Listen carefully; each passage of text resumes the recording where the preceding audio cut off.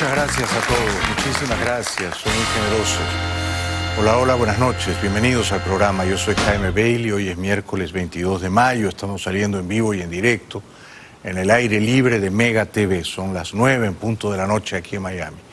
Hoy voy a conversar con un historiador y periodista venezolano que además fue muchos años, 20 años diputado. Es Paciano Padrón. No se pierdan a Paciano Padrón, va a ser un placer para mí conversar con él. El programa de hoy va dedicado con mucho cariño a varias personas. Nos ve en México fielmente Gabriel Carvajal, Gerardo Herrera de Colombia, Zarela Díaz, la familia Requejo, Horacio González, que es rosarino y ha venido, creo que está aquí, ¿verdad? Horacio. Y Josefina López, Marisela Blanco y Alejandro Luque de Venezuela. Bienvenidos a todos. Muy especialmente quiero dedicar el programa a la señora Lourdes Jaimes. Un aplauso para ella, por favor.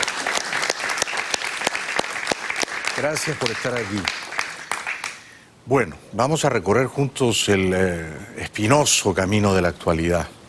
Yo sigo entristecido porque un jovencito de origen guatemalteco de apenas 16 años, que soñaba con vivir en este gran país, que había sido detenido en uno de los pasos fronterizos en Texas, de nombre Carlos Gregorio, guatemalteco él, se había despedido de sus padres en Guatemala, les había dicho voy a conseguir un buen trabajo en Estados Unidos, les voy a enviar dinero.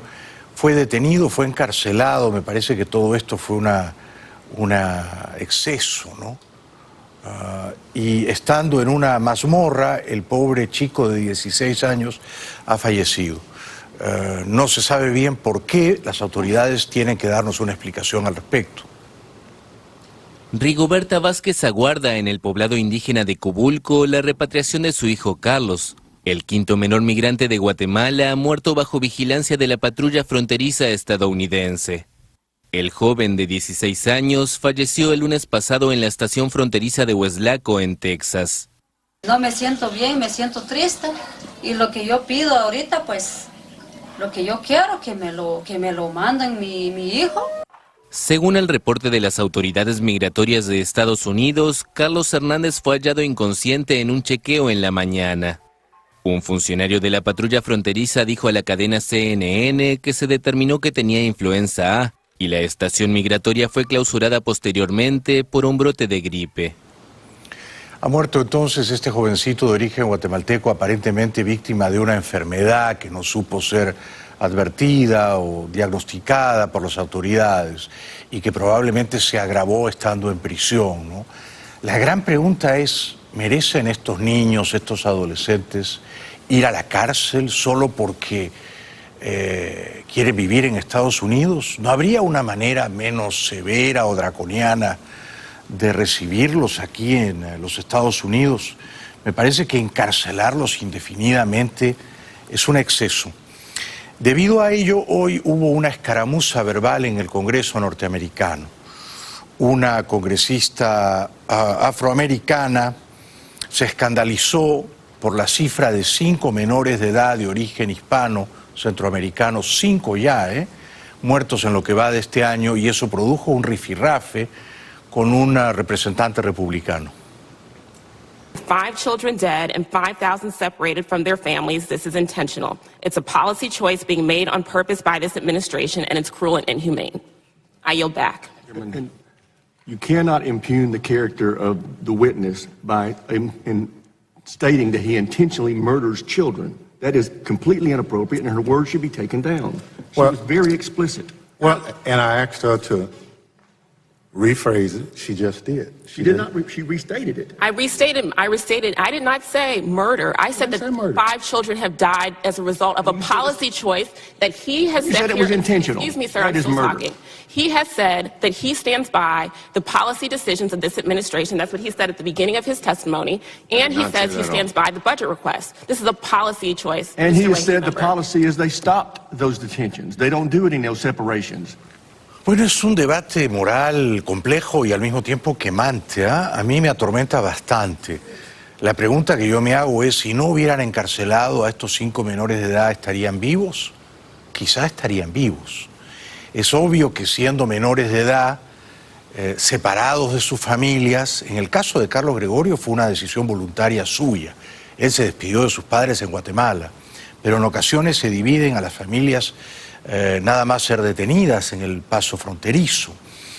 Y es obvio que eso puede mellar el ánimo de los niños o adolescentes y puede socavar su salud y precipitar enfermedades o recrudecerlas. Entonces, nadie dice que el gobierno intencionalmente les ha quitado la vida a estos 5 menores de edad, pero quizá encarcelarlos les daña la salud al punto que algunos se mueren.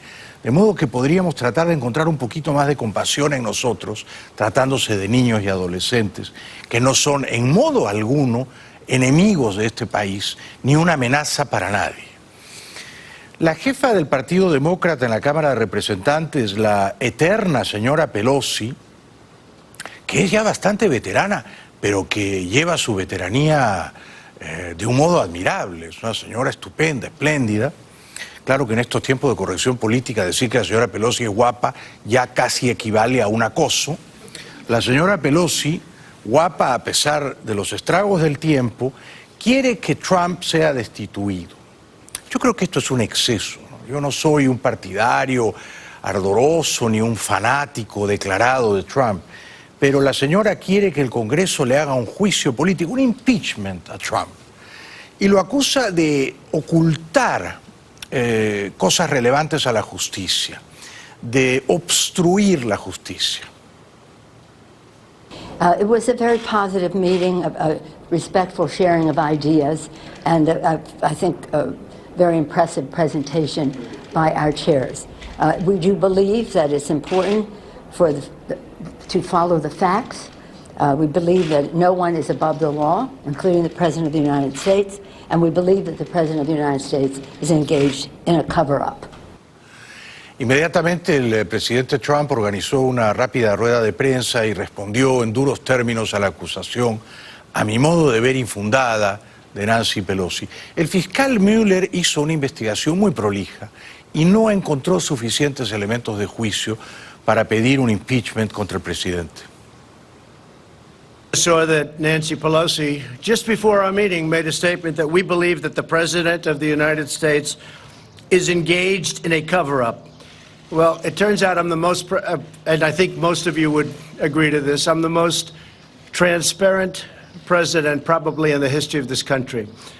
We have given on a witch hunt, on a hoax. The whole thing with Russia was a hoax as it relates to the Trump administration and myself. It was a total, horrible thing that happened to our country. Bueno, yo discrepo de la señora Pelosi, estoy en contra del impeachment y discrepo igualmente de Trump. No creo que sea el presidente más transparente en la historia de este país. Ciertamente no suscribo esa afirmación. En el tema de los impuestos ha sido todo menos transparente, ¿no? Es decir, ha hecho un esfuerzo deliberado para escamotear del ojo público la información sobre sus impuestos. De manera que yo no creo que sea el más transparente de la historia. Las encuestas, sin embargo, les caiga bien o no tan bien el presidente Trump, revelan que la gente está bastante satisfecha con la marcha de la economía. Fíjense, consideran que la condición de la economía es buena en total. El 71% de los encuestados considera que la economía va bien. Son números estupendos para el presidente. El 94% dice que va bien, son republicanos, pero fíjense, los demócratas, el 60%, dice que la economía va bien, y los independientes 66%. O sea, está claro que en todos los ámbitos, en todos los territorios, una amplia mayoría considera que la economía, gracias a Trump, parcial o totalmente, va bien. Y entonces la siguiente pregunta es, si la economía va bien, ¿es debido a Trump, gracias a él? Y entonces fíjense en la columna roja a la izquierda, por favor, porque esa es la respuesta de ahora, ¿no? El 41% dice que la economía va bien principalmente gracias a Trump y el 44% parcialmente gracias al presidente.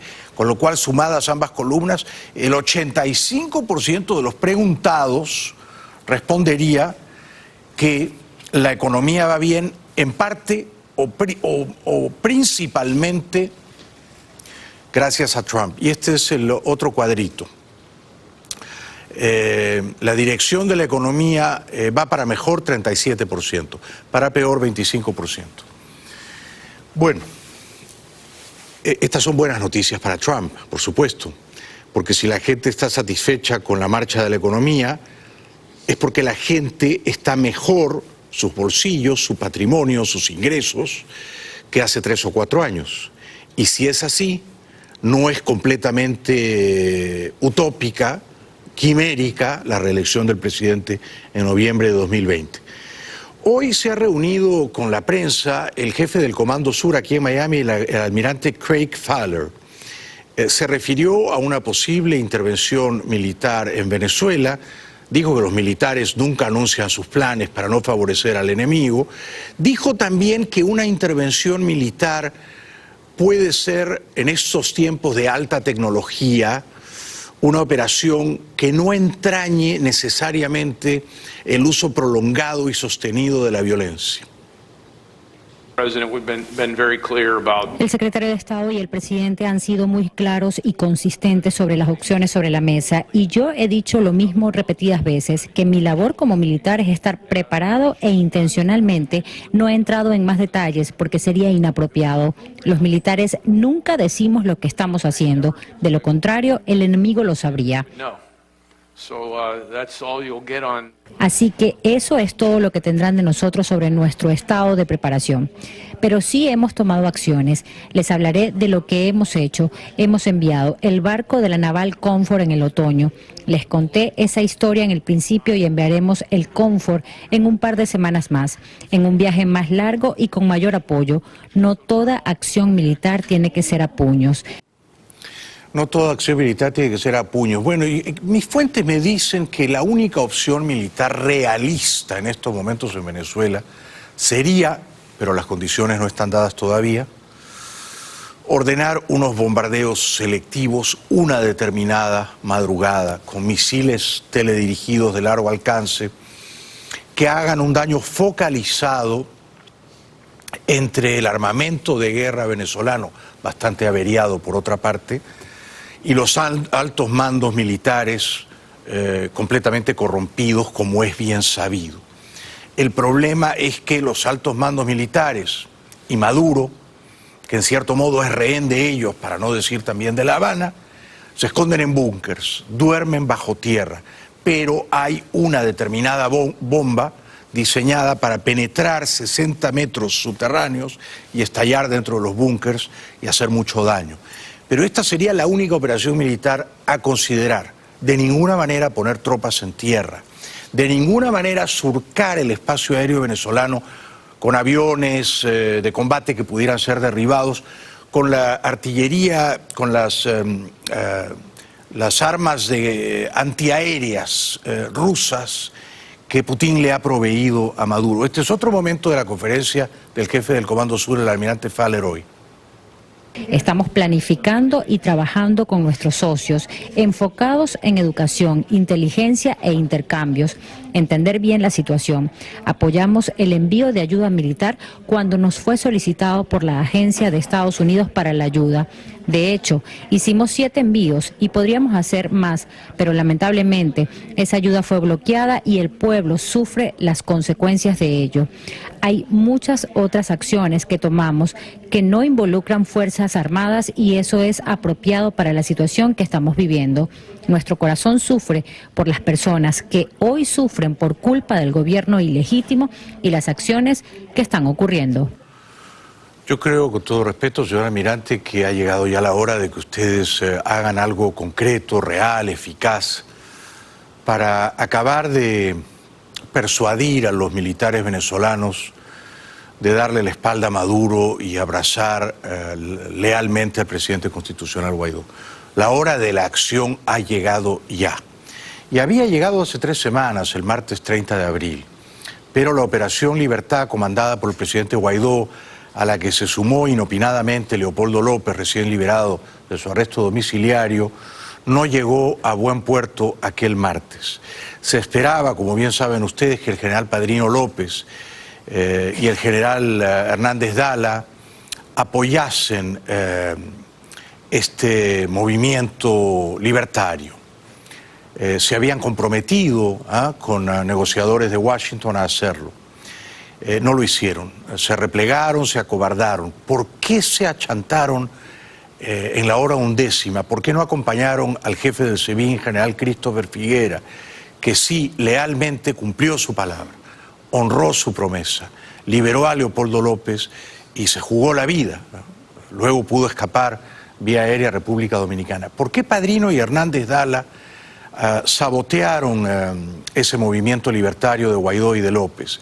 Un sargento que era parte de la operación ha dicho de un modo anónimo, y es una fuente altamente fidedigna, que también Reverol era parte de del movimiento libertario. Reverol se había comprometido a acompañar a Padrino y a Hernández Dala, pero aparentemente la liberación de Leopoldo López no era parte del acuerdo o del guión establecido, sorprendió a las partes involucradas y quizás enfrió su determinación de participar en la operación.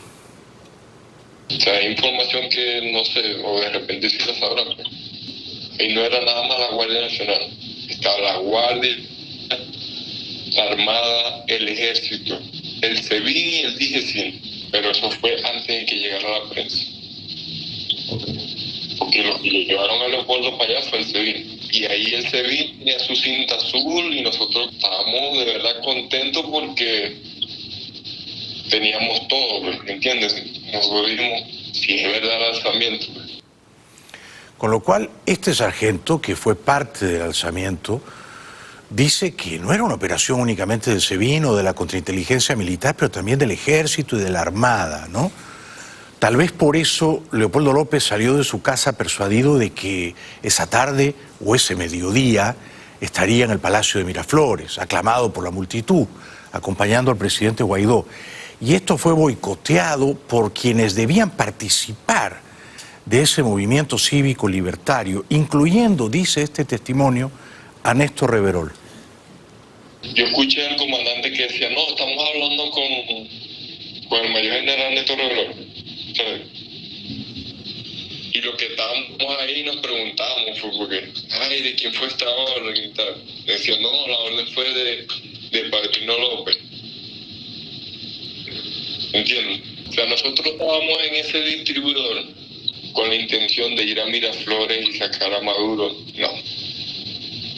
Es totalmente falso de que íbamos a hacer una marcha y llegar hasta allá. No, eso es totalmente falso. Nosotros estábamos simplemente ahí negociando la salida de Nicolás Maduro. Es todo confuso, uno no sabe bien a quién creer. Padrino López ahora se hace el héroe frente a Maduro y a los espías del G2 cubano, porque les dice, yo negocié con Elliot Abrams y en general con Washington, pero les fui contando a ustedes de todos los pormenores y los detalles de la negociación, con lo cual se jacta de haber sido un doble agente, lo mismo que Hernández Dala. Yo no sé si podemos creer a estos dos fantoches, ¿no? A estos dos espadones. Dicho lo cual, no poca gente considera que tal vez fue una precipitación de Guaidó indultar a Leopoldo López muy temprano, esa madrugada, que hubiera sido mejor que estuviera solo Guaidó comandando la operación, ¿no?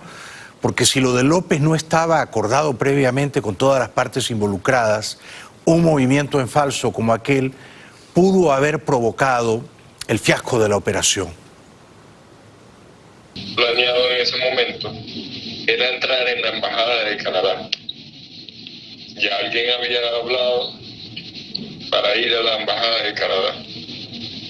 Pero ahí también fue un error de la gente, que lo vi yo, demasiado error de la misma multitud que estaba ahí, que no nos dejó hacer la operación bien. Porque como estaba Leopoldo, tenían tiempo sin verlo, años sin verlo, la gente estaba como muy desesperada. Bueno, no es por supuesto una narración diáfana, completamente racional o completamente inteligible para mí, pero luego de consultar a todas mis fuentes y a sabiendas, porque ustedes conocen bien que yo tengo una profunda admiración por Juan Guaidó, yo he llegado a la conclusión razonable, documentada, de que fue un error que Leopoldo López apareciera al lado de Guaidó esa madrugada. Fue un error. Había partes involucradas que no estaban al tanto de esa movida. Y creo que ese error es atribuible no al presidente Guaidó, sino a la desesperación, a la impaciencia, comprensibles por otra parte, de Leopoldo López, que tenía, o no sé si todavía tiene, una gran ascendencia en Guaidó. Es decir, Guaidó veía a Leopoldo López como su jefe y mentor. Leopoldo fue su maestro en la universidad, Leopoldo fue su jefe político en Voluntad Popular, toda la carrera que ha hecho Guaidó, incluyendo su juramentación como presidente el 23 de enero, todo eso se lo ha diseñado Leopoldo. Entonces, si Leopoldo le dijo a Guaidó, yo quiero estar contigo, indúltame y dile a Figuera que venga acá a liberarme, entonces es comprensible, claro, que Guaidó haya dicho, como no, Leopoldo, ¿no? Tú has estado 3 años y medio preso, ven conmigo, vamos juntos a Miraflores. Pero quizá esa movida no fue completamente astuta, porque sorprendió a algunas de las partes, enfrió la operación, descolocó a Leopoldo, que ya no terminó en Miraflores, sino en la Embajada de Chile y luego en la Embajada de España. Entonces todo eso me parece que configura el error, ¿no? Por otra parte, mis fuentes me dicen, y yo estoy en la obligación de compartir con ustedes todo lo que sé, que fue Leopoldo López quien, bajo presión de los españoles, del embajador Silva, del canciller socialista Borrell, del propio presidente de gobierno Pedro Sánchez, que ha sido reelegido a 4 años más, Leopoldo López le pidió a Guaidó, el fin de semana que Guaidó fue a visitarlo a la embajada española en Caracas, que enviara a los delegados en Oslo, Noruega. Guaidó no quería. Le dijo, es una mala idea. Pero Leopoldo insistió tanto, temeroso de que los españoles lo puedan soltar, ¿no?, que Guaidó, de nuevo, en un gesto de lealtad, porque Guaidó es un gran tipo, a su maestro, a su mentor, mandó de un modo más o menos soterrado, bajo el radar, a estos negociadores aún. Mis fuentes, por último, me confirman que la relación entre Leopoldo y Guaidó no es ahora mismo la que era siempre. Se ha tensado un poco.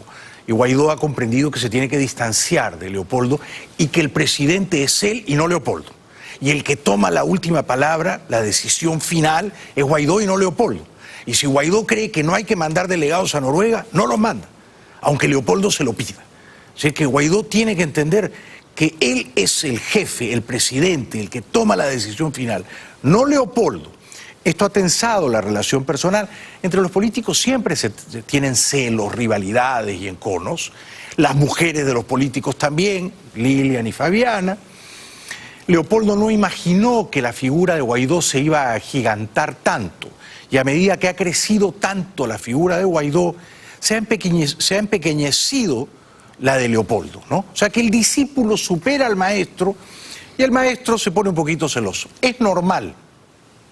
Pero así las cosas, hay que rogarle al presidente Guaidó que recuerde siempre que él es en este momento, y no otros líderes de la oposición, él es la fe y la esperanza de los venezolanos que se abrazan a su liderazgo, a su espíritu y a su credibilidad moral.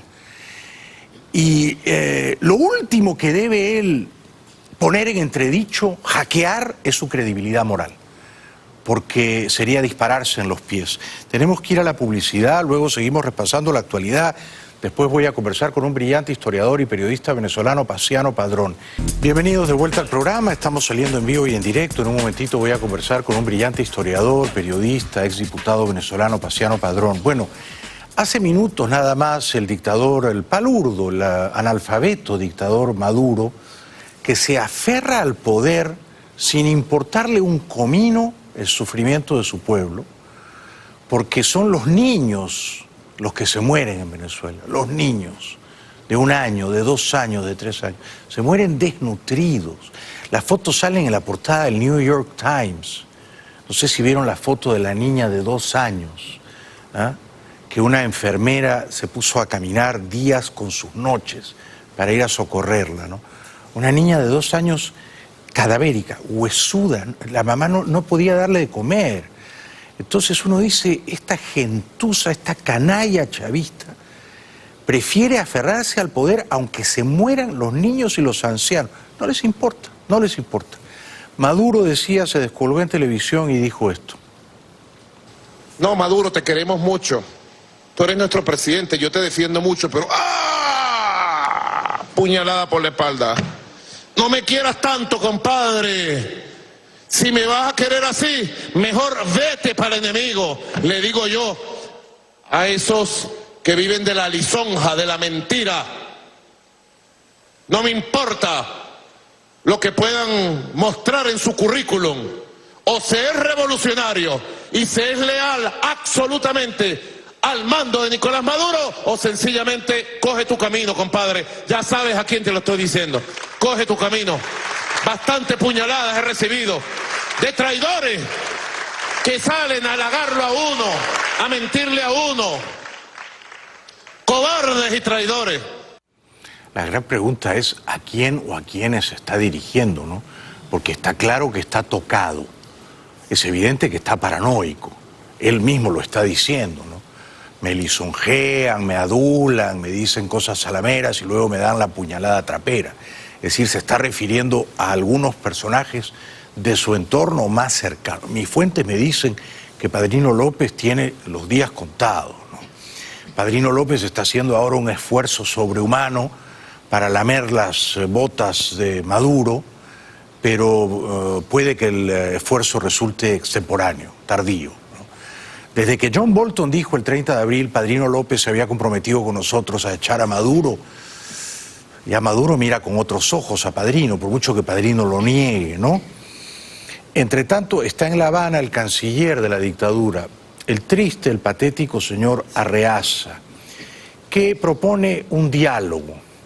Yo digo, proponer un diálogo entre una dictadura genocida y los representantes del pueblo que quiere ser libre es una indecencia, es una obscenidad, ¿no? Para mí equivale, imagínense cuando el Chapo Guzmán estaba libre, equivale a decir, a que López Obrador diga, ¿por qué la DEA, que es la ley, odia al Chapo? ¿Por qué no se reúnen la DEA y el Chapo y conversan? Vayan a Noruega, se sientan a la mesa de un café, la DEA, el Chapo, a lo mejor los de la DEA conversando con el Chapo encuentran rasgos de humanidad en él, una persona graciosa, dicharachera, ¿no? Conversen, dialoguen. Uno diría, ¿pero por qué van a dialogar? Tiene que prevalecer la ley, es un criminal, hay que capturarlo, juzgarlo y sentenciarlo. Lo mismo con los criminales chavistas. Esto sería como decirle a Obama, ¿se acuerdan cuando Obama tomó la decisión brillante de entrar una madrugada en Pakistán, invadiendo Pakistán sin avisarle a nadie, sin saber si estaba Bin Laden en esa casa?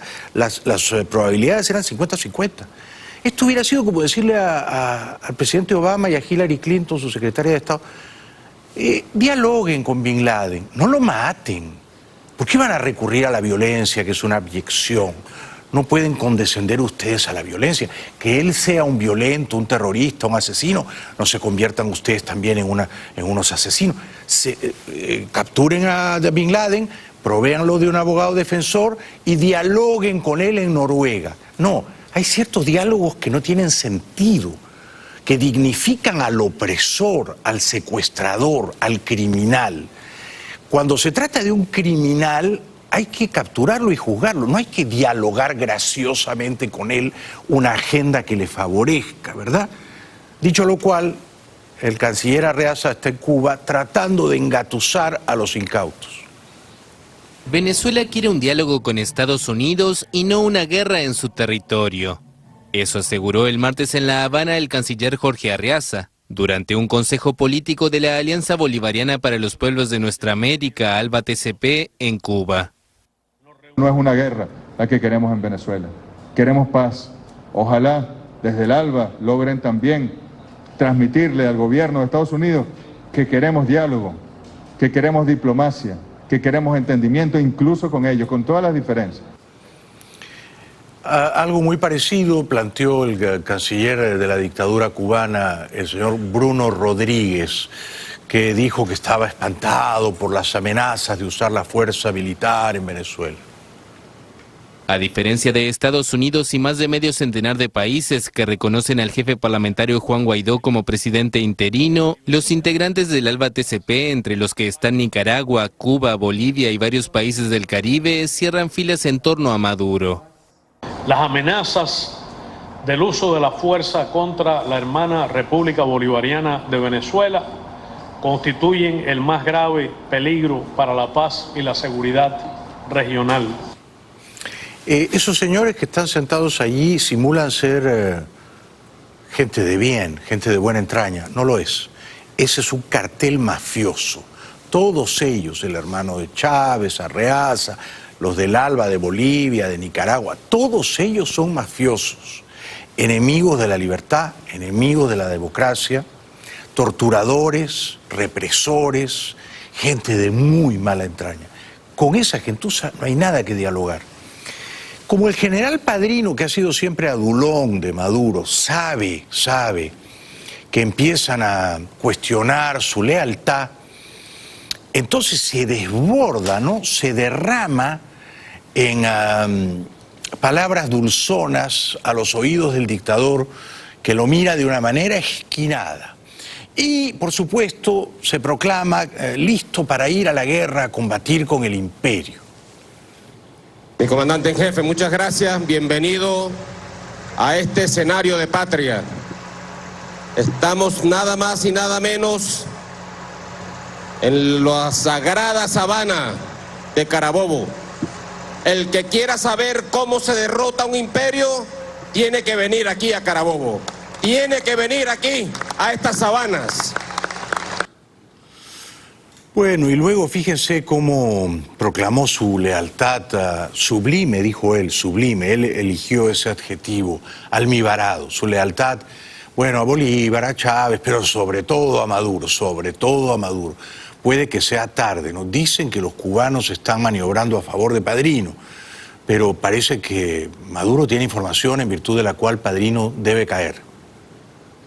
Así que nosotros queremos, en función de eso, en función de la lealtad que el pueblo de Venezuela le tiene a Bolívar, en función de la lealtad que la Fuerza Armada rinde a Bolívar, en función de la lealtad que el pueblo de Venezuela con la Fuerza Armada Nacional Bolivariana rinde a la patria y al legado de nuestro comandante supremo Hugo Chávez, en función de la lealtad sublime, valor sublime de nuestra Fuerza Armada a las leyes, a la Constitución y al mandato del comandante en jefe, Nicolás Maduro. Bueno, es un impresentable este Padrino. Realmente, yo siempre le digo, es la Mónica Lewinsky del chavismo, ¿no? Siempre de rodillas ante Maduro, siempre dispuesto él a procurarle un servicio oral placentero al dictador. Se regala, se obsequia, no se corta, no se corta. Es un todoterreno. Y es patético porque él habla de lealtad, pero yo digo, los soldados venezolanos deberían ser leales no solo a la Constitución, que no han leído, que ignoran, que no van a leer en esta vida ni en las 3 vidas siguientes, por supuesto, pero al menos deberían ser leal, ¿saben a quién? Deberían ser leal, no voy a decir al pueblo, porque el pueblo es una abstracción, ¿no? Pero ser leales a sus familias, ¿verdad? A su mujer, a sus hijos, a su mamá. Deberían ser leales a esas personas, a su familia. Ellos, los generales, los coroneles, los tenientes, los sargentos, después de hacer esta charada, este simulacro de lealtad a Maduro, regresan a sus casas. Y allí en sus casas saben que sus familias la están pasando mal, muy mal, que comen poco y mal, que los niños no tienen un futuro, que salir a la calle es jugarse la vida. Ellos ven cómo el chavismo les ha desgraciado la vida. Entonces ellos deberían ser leales a sus familias, a sus mujeres, sus madres y sus hijos. Y solo por eso, por esa primera lealtad a la familia, no al dictador, deberían echar al dictador, pero carecen de ese sentido del honor, ¿ah? Y eso es triste. En este acto militar, los únicos actos públicos en los que se exhibe, dicho sea de paso, el dictador Maduro, que tiene miedo, después del incidente de los drones, tiene miedo, Maduro recordó a su maestro, el pajarito, Chávez. Buen homenaje, sentido, al más grande bolivariano en 200 años, quien despertó y resucitó el espíritu, la idea y el proyecto original de nuestro libertador Simón Bolívar, nuestro maestro, el comandante supremo Hugo Chávez, el creador de este tiempo, que aún está en pleno desarrollo y tiene mucho que dar hacia el futuro. Chávez ha sido el peor demagogo en la historia de Venezuela, el charlatán más pernicioso en la historia de ese país y uno de los más grandes ladrones en la historia de América. Yo no creo que se haya perpetrado en la historia de América un saqueo tan colosal como el que ha ocurrido en la Venezuela chavista. Y de eso es moralmente responsable Chávez. Dicho lo cual, de nuevo a Maduro se le nota la paranoia con la traición. Él arenga a la soldadesca a capturar a los traidores. Pero yo digo, casi todos los que escuchan esa arenga, esa exhortación, deploran íntimamente a Maduro. No lo quieren, lo tienen que soportar, tienen que fingir lealtad. Si no lo hacen, van presos. Pero en el fondo yo creo que lo repudian. Frente a los traidores, si surge un traidor, capturarlo inmediatamente. Es una orden. Capturarlo inmediatamente. Y si el imperio pretendiera algún día sobre nuestros mares, sobre nuestra tierra, pretendiera incursionar, invadirla, allí habría 1000 carabobos en el pecho hengido de los militares venezolanos. Preparemos pues para defender la paz, preparémonos pues para activar nuestros sistemas de armas. Bueno, todo lo mejor está por venir, no pierdan la fe. Es verdad que después del 30 de abril algunos nos hemos quedado levemente descorazonados, pero yo creo que lo mejor está por venir. Quiero decir, Venezuela probablemente va a ser declarado un estado terrorista. Luego el testimonio del Pollo Carvajal va a ser crucial para encauzar criminalmente a Diosdado Cabello. El Distrito Sur de Nueva York, que juzgó al Chapo y que ya ha acusado penalmente a Reverol y a Tarek El Aissami, el pasado 8 de marzo, va a acusar penalmente a Cabello. Y luego se abre la posibilidad, si no de un bombardeo militar selectivo a ciertas bases militares operativas venezolanas, a ciertos búnkers, sí la posibilidad de una intervención no militar, pero policial, de entrar y salir, como fue con Bin Laden, para capturar a estos individuos ya con orden de arresto internacional y perseguidos por el Departamento de Justicia de este país. O sea, una operación no a lo Noriega, Panamá, año 89, no. Una operación a lo Chapo Guzmán, a lo Pablo Escobar. Este es un cartel de narcotraficantes. Venezuela no tiene justicia, no los va a extraditar, hay que ir a capturarlos. ¿Es posible entrar y capturarlos? Yo digo que sí, por supuesto que sí. Si las cosas se planean y se ejecutan con la inteligencia deseada, es posible. Ahora, si entran los americanos una madrugada y se traen a Cabello, a El Aissami y a Reverol, se desploma, dicho sea de paso, si ya van a mandar tantos helicópteros que se traigan a Maduro también, ¿no es cierto?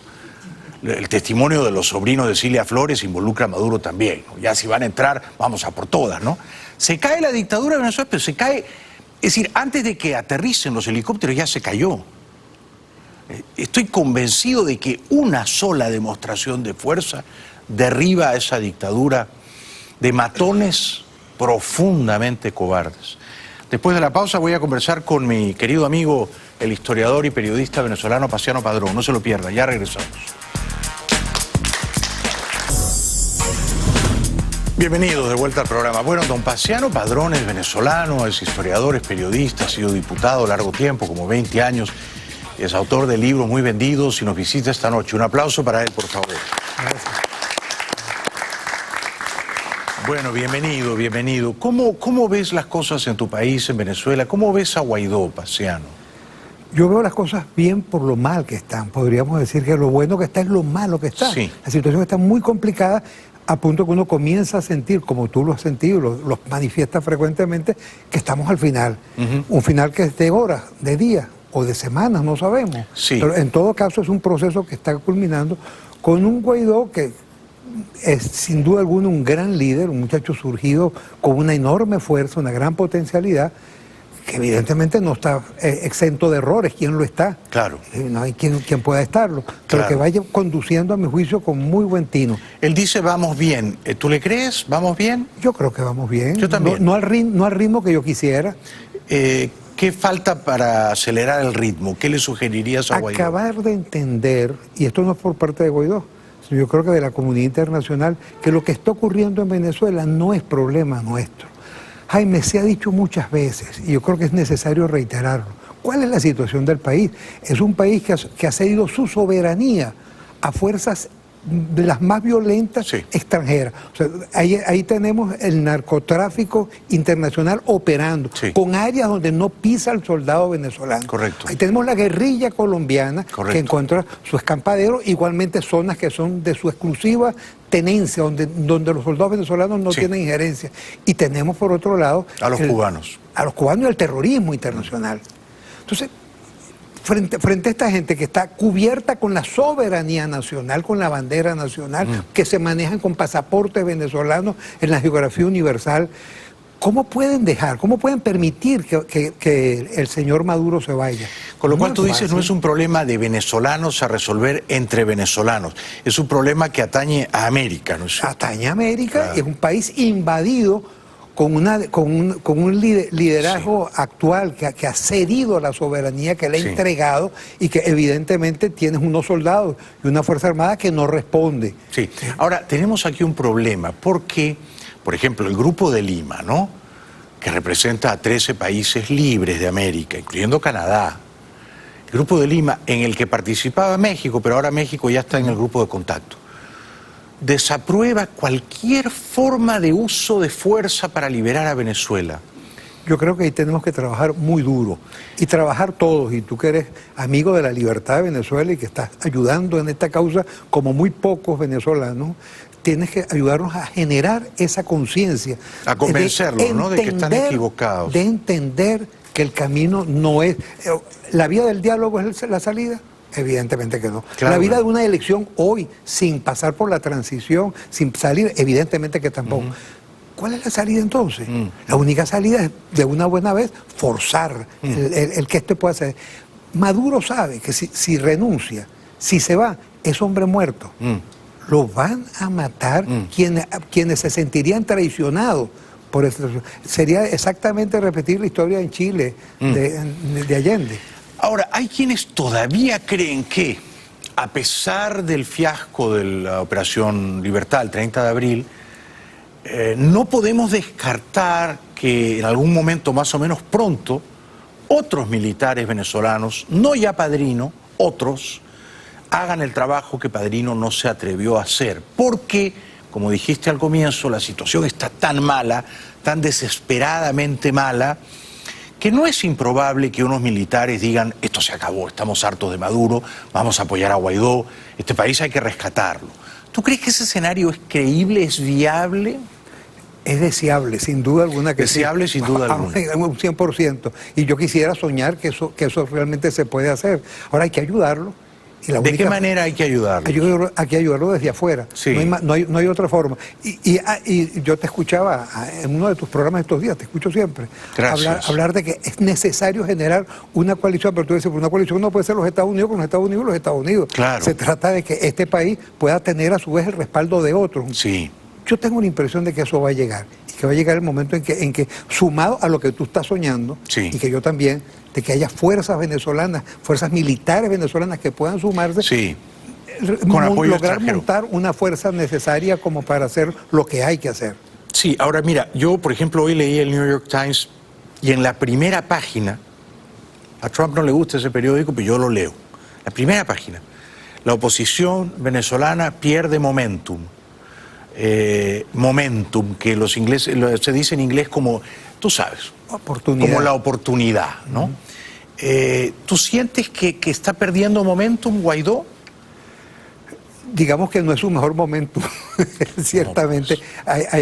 Tú lo acabas de recordar hace unos minutos, a partir del 30 de abril se generó una caída de expectativas, lo cual es perfectamente normal. Sí, el Times decía que está desinflada. Yo creo que es un poco exagerado decir todo eso. Sin duda decir que está desinflada. Pero también tú y yo convenimos en que hay un bajón, como los ha habido muchísimos a lo largo de esta ya larga lucha de 20 años. No obstante, en general hay una tensión, unas ganas, una disposición enorme en la gente, en el venezolano, a dar la pelea y a irnos comprendiendo. Los pueblos nos están entendiendo. Y cuando el pueblo de Colombia, el pueblo de Ecuador, el pueblo del Perú, Chile, etcétera, han recibido, y Estados Unidos, España, etcétera, han recibido tal cantidad de venezolanos que van conociendo la tragedia, van conociendo sus vivencias y van además padeciendo de esa invasión que no deja de generar problemas también.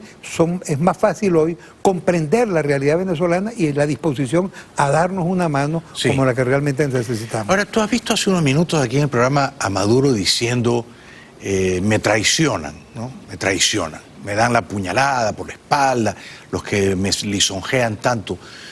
Está claro que está paranoico, desconfiado, que ve enemigos alrededor de él, pero ¿tú sospechas de alguien en particular cuando Maduro dice esto de la traición? No sé a quién efectivamente se refiere. Ahora, lo que sí no tengo duda es que efectivamente se siente muy mal. Se siente traicionado. Y es lógico. Es lógico, si tu ministro de Defensa ha entrado en ese juego y del cual se devolvió a tiempo para Maduro, a muy destiempo para la historia, evidentemente tiene razones para estar nervioso. Amén de que los cubanos lo van a tener ahí hasta el momento que les sea útil. En el momento que puedan cambiarlo, lo cambian. Así como no tuvieron problema, yo lo digo, en matar a Hugo Chávez Frías en el momento que creyeron conveniente hacerlo. Y de esa manera lo despachan en diciembre del año 2012. Asesinado. Los cubanos en esto son, digamos, de una maldad profesional. Ellos usan a Maduro hasta que les sea útil. Cuando resulta que es un estorbo, lo van a dar de baja, ¿no? Por supuesto. ¿Y cuál crees que es el juego de Cabello, Paciano? ¿Tú crees que Cabello tiene una agenda propia?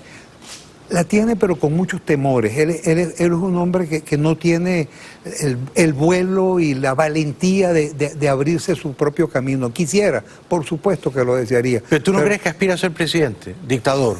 En este momento no sé si realmente eso está en sus aspiraciones. Te lo digo honestamente, porque la situación no está nada fácil. Ahora, él sabe que él depende hoy de Maduro, depende de ese régimen. Por eso es que tienen que jugársela hasta el final. Por eso es que no hay negociación que valga, ni elección que puedan permitir con la libertad necesaria como para que el resultado refleje la voluntad popular. Ahí la única salida es forzar definitivamente el fin del régimen. No hay otra. Y cuando dices forzar, eso equivale a usar la fuerza. A usar la fuerza. Pero una manera de usar la fuerza es llamar al pueblo a salir a las calles. Y esto Guaidó no lo ha hecho, o no de la manera contundente como podría hacerlo, ¿no? Han salido en ciertos lugares esporádicamente, de una hora a otra hora, luego la gente regresa a su casa. No he visto yo que Guaidó haya dicho, bueno, vamos a salir a las calles y nos vamos a quedar en las calles hasta tumbar a Maduro. Yo he escuchado con mucha atención y respeto esa tesis tuya, que también algunos otros comparten, de decir, salimos y sin retroceso, patria o muerte, pase lo que pase, no echamos hacia atrás. Eso no es fácil, no es fácil en un país con la absoluta inseguridad que se vive, donde no hay luz, donde no hay comida, donde no hay sostén, donde no hay elementos que te permitan efectivamente poder ir y decir, dale, no te muevas de ahí hasta que eso se logre. O sea, quizá la gente no respondería a la convocatoria. Yo no, como no creo, ni me parece inconveniente eso de huelga general indefinida, porque si no tienes todos los elementos termina rompiéndose, y ya eso lo vivimos en el año 2002 y no me pareció. Yo creo que tiene que ser más bien un movimiento de escalada, de ir y volver, de darle, de tener mucha más consistencia, sin duda que sí. Bueno, mi gran temor es que el régimen le haga daño a Guaidó, es mi gran temor, circulan muchos rumores, tú sabes, han encarcelado a Marrero, luego han encarcelado a Zambrano, generalmente se salen con la suya, ¿no? Y que no te sorprenda que en unos días o en unas semanas traten de neutralizar a Guaidó. En esto son verdaderamente ruines, maléficos. Pero vamos a la pausa y seguimos conversando con Paciano Padrón, un gran observador de la realidad política venezolana. Un aplauso para Paciano. Bienvenidos de vuelta al programa. Estoy conversando con un gran historiador y periodista y exdiputado venezolano, Paciano Padrón. Tú fuiste diputado un largo tiempo. 20 añitos, sí señor. ¿Fuiste feliz como diputado? Mucho. O sea, ¿se puede ser feliz siendo político? Claro que sí, es un camino a la felicidad, es la realización. La política es una vocación de servicio. Sí. Y así tiene que entenderse definitivamente. Raramente se practica de esa manera, tú sabes, ¿no? Es la más excelsa manera de practicar la caridad, decía Pío XII, y ciertamente que lo es. Además la caridad en grande, porque es la caridad para todos. Los políticos que yo he conocido, casi todos servían su propio ego y servían a sus propios bolsillos. Porque el servicio está muy mal entendido. Servicio ignoble, ignoble. Sí, desgraciadamente sí. ¿Y quién es el mejor orador que has visto tú en la política venezolana? Hubo varios. Ahorita no me atrevería a decirte, pero sin duda que hubo varios. Rafael Caldera, mi mentor político, fue un gran orador. Jovito Villalba fue sin duda alguna un gran orador. Andrés Eloy Blanco, el poeta, estupendo, exquisito, que además jugaba con esa intelectualidad y esa altura. Luego, más jóvenes, Pepe Rodríguez Iturbe, y Moisés Moleiro, que fueron de mi época. Cuando cualquiera de ellos hablaba en el Parlamento, se escuchaba el volar de una mosca. Era un espectáculo. Era un verdadero espectáculo, con dos estilos totalmente distintos. Sí. Absolutamente ya casi diferentes. No hay políticos cultos, ¿verdad? Ya casi no hay políticos que lean. Hay poca gente formada, preparada. Los políticos leen el periódico para ver dónde han salido ellos, generalmente las páginas policiales, ¿no? Pero que lean una novela, un libro de ensayos, un libro de poesía, casi no hay. O sea, los políticos de estos tiempos son muy descerebrados, muy acanallados. Ni hay formación política. Precisamente mañana vamos a bautizar un libro de Eduardo Martínez, que tú tuviste invitado ayer acá, dedicado a Aristides Galvani. Sí. Aristides Galvani frente al comunismo, que recoge las enseñanzas del maestro Galvani, ya no solamente ante el comunismo, contra el comunismo, sino a favor del humanismo, a favor de la democracia. Él constituyó en 1962 un instituto llamado el IFEDEC, el Instituto de Formación Demócrata Cristiana, que sirvió a miles y miles de venezolanos y de líderes de toda América Latina que nos formamos allí. Y por supuesto, bajo la égida del maestro Galvani, la orientación era el servicio. ¿Tú eres demócrata cristiano? Sí, señor. ¿Ah, sí? Sí, señor. Eso me enternece mucho. Qué bueno. Y me enternece mucho porque siempre he creído que un partido político no debería profesar fe religiosa, pero la democracia cristiana es una corriente de pensamiento muy emparentada con el Vaticano, ¿no? Sí. Pero yo desconfiaría de un partido que se llama demócrata cristiano o demócrata musulmán o demócrata mormón o demócrata judío, porque tú dirías, basta con que sea demócrata. La cosa religiosa, eso pertenece al ámbito de la intimidad, pero de esto me he venido a dar cuenta ya de viejo, ¿no? Ya de viejo. Porque si te pones a pensar, a la hora de pagar impuestos no es que solo pagan los cristianos, ¿no? Quiero decir, pagan también los ateos, los agnósticos, pagamos todos, ¿no? Pagamos todos. Dicho lo cual, Chávez, ¿lo conociste a Chávez? Sí, como no, por supuesto. Él incluso llegó a ser, él personalmente, militante de la Juventud Revolucionaria Copellana allá en Barinas, en su liceo. ¿Llegó a ser tu amigo o llegaste a ser su amigo? Sí, como no, hicimos amistad y estuvo en mi casa y yo en su casa y por supuesto es un encantador de serpientes. ¿Estuvo en tu casa ya cuando era dictador o antes de? No, antes de como dictador. ¿Y tú veías en él futuro político? Sí, porque era un hombre que por supuesto negaba lo que después afirmó. Exactamente el mismo juego de Fidel Castro. Sí. Absolutamente negaba. Decía que no era comunista, etcétera. Recuerdo que en una oportunidad me dijo, tú me temes porque tú piensas que yo soy comunista. Yo soy profundamente humanista y profundamente cristiano, me dijo. Y no hay nada más reñido con el humanismo cristiano que el marxismo. A Cristo lo usan, con la pobre memoria de Cristo se trafica de una manera muy promiscua. Cristiano Chávez. Ahora, ¿era un buen orador?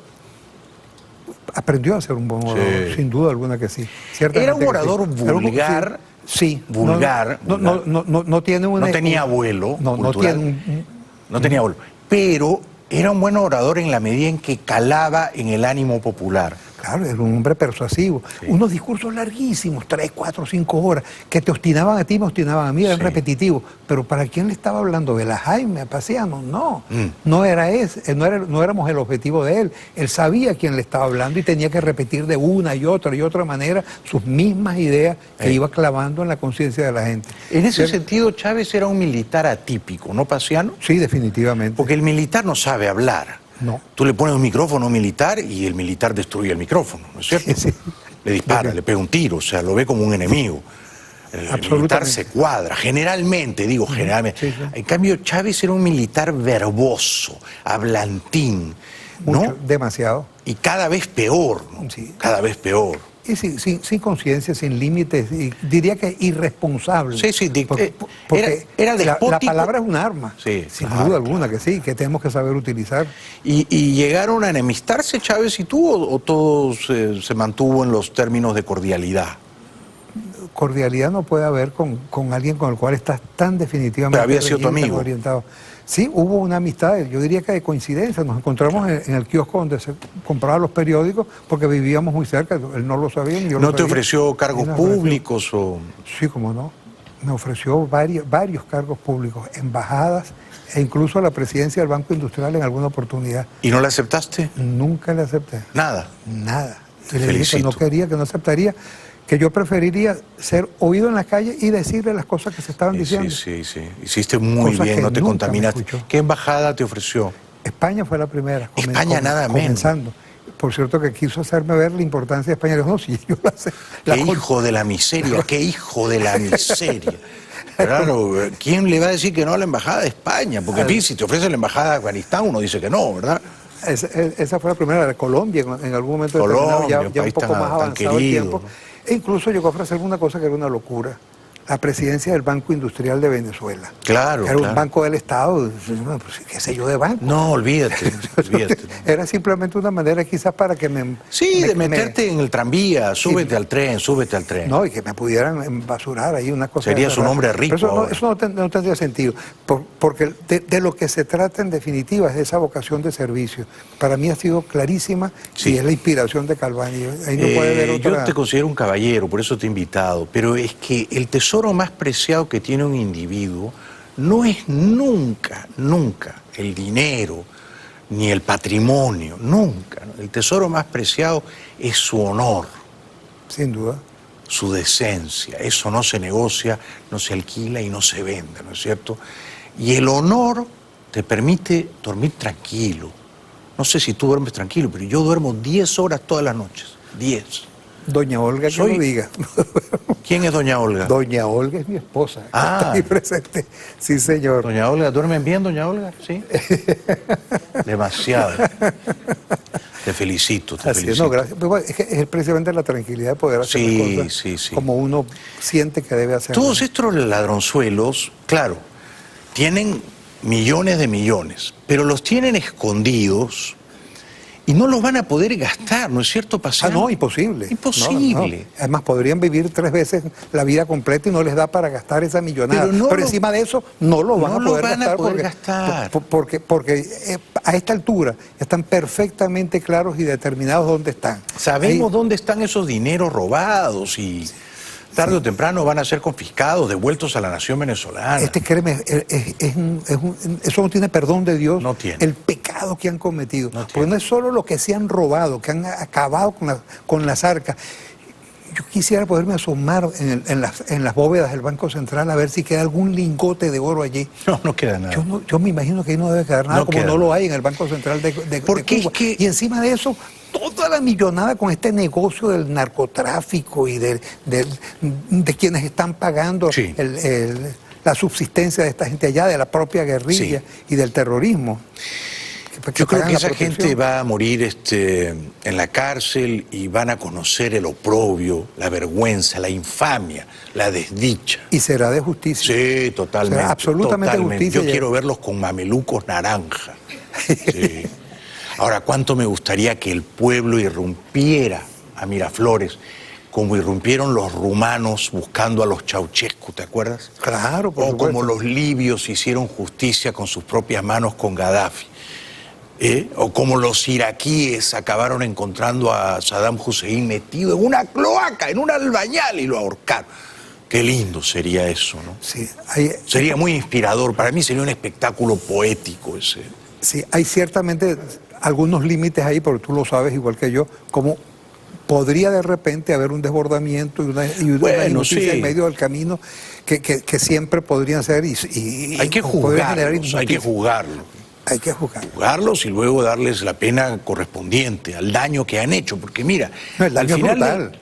Al final del día, la vida de un individuo, hablábamos del honor, yo creo que cuando uno ya se aproxima a la muerte, y tú y yo no somos jovencitos, ¿no es cierto, Paciano? Más yo que tú. Uno se hace esta pregunta: ¿sirvió de algo mi vida?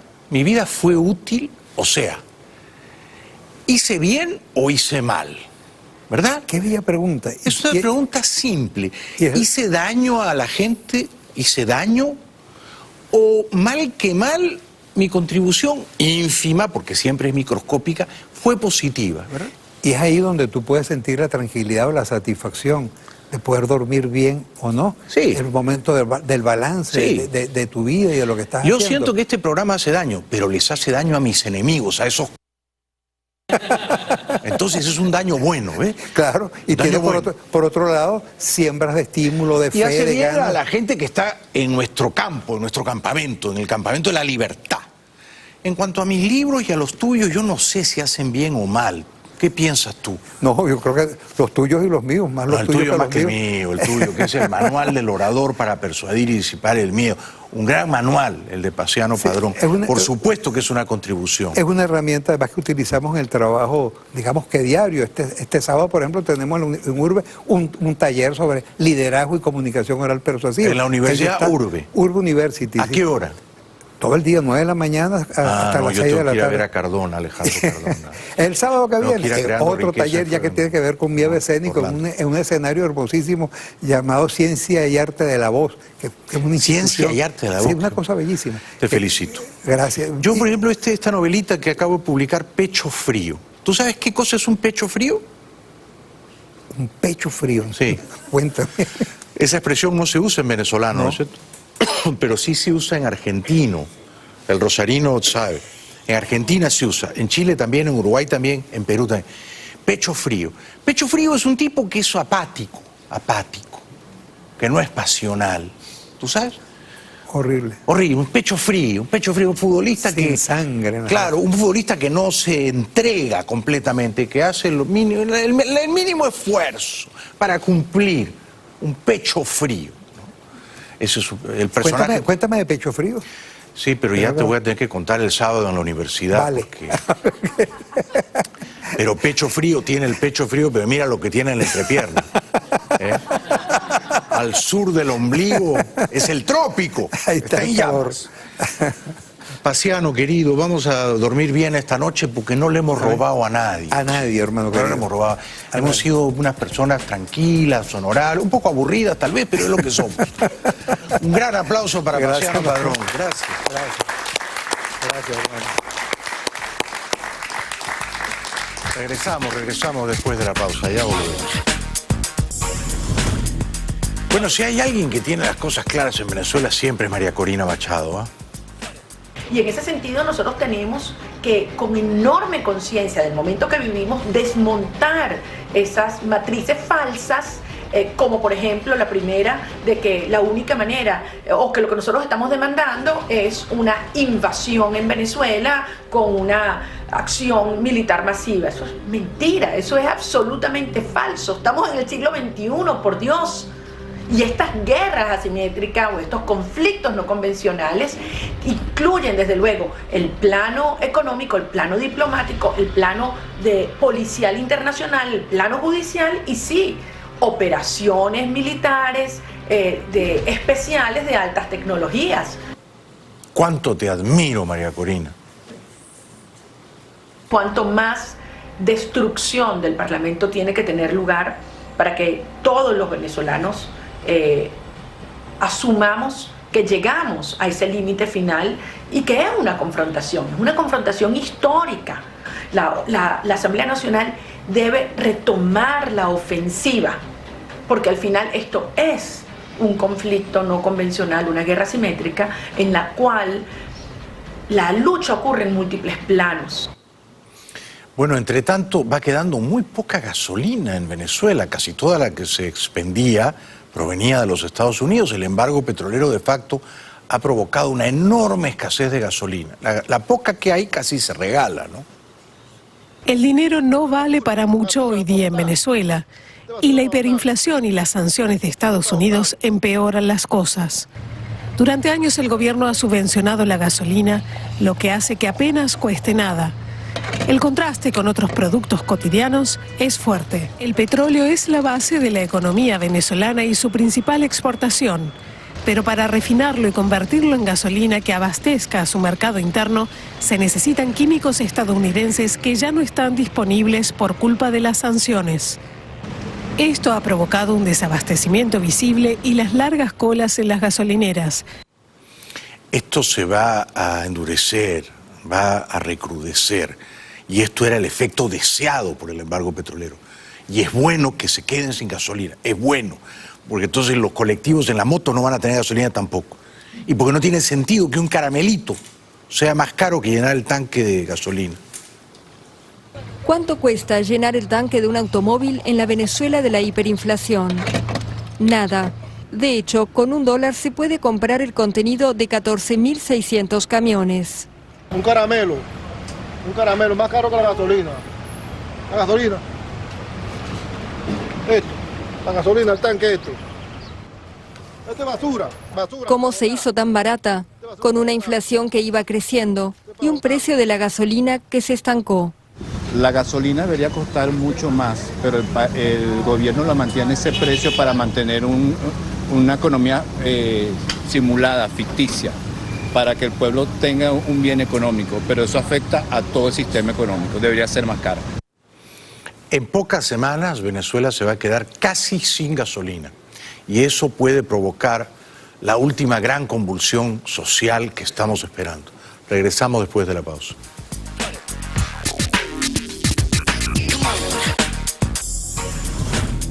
Bueno, este bicharajo de Freddy Bernal, esta limaña de Freddy Bernal, este cabrón de mala entraña al que hay que fumigar, nos explica por qué falta la gasolina en Venezuela. Aunque la gente se burle, nosotros estamos obligados a reiterar lo que está pasando en el país. Las sanciones del gobierno de Estados Unidos a la empresa petrolera no solamente es directamente a PDVSA, sino a las empresas que se encargan del cabotaje. Eso implica que el gobierno venezolano está contratando empresas de cabotaje de países como Turquía o Rusia. Y en ese interín, por supuesto, se está afectando la distribución de gasolina en todo el país. Lo que nos dice este chupacirios, este sopla, es que Venezuela, con las reservas petroleras más grandes del mundo, debería ser capaz de producir gasolina para autoabastecerse. ¿Por qué tiene que estarle comprando gasolina a Estados Unidos? Y luego aparece este otro impresentable, este chimpancé que es Pedro Carreño, ¿no? Pedro Carreño, generalmente los políticos dicen acá manda la Constitución. No, Pedro Carreño dice esto. Muchos no les gusta decirlo y otros no los dicen por modestia, pero esta Asamblea Nacional Constituyente está por encima de esta Constitución, por encima de la Constitución. Y es allí donde nosotros en estos actos constituyentes asumimos las facultades de control político para darle funcionabilidad al Estado. Surge la tercera interrogante en lo atinente a nuestras competencias para declarar la vigencia. ¿Qué órgano va a cumplir esas facultades legislativas y de control político?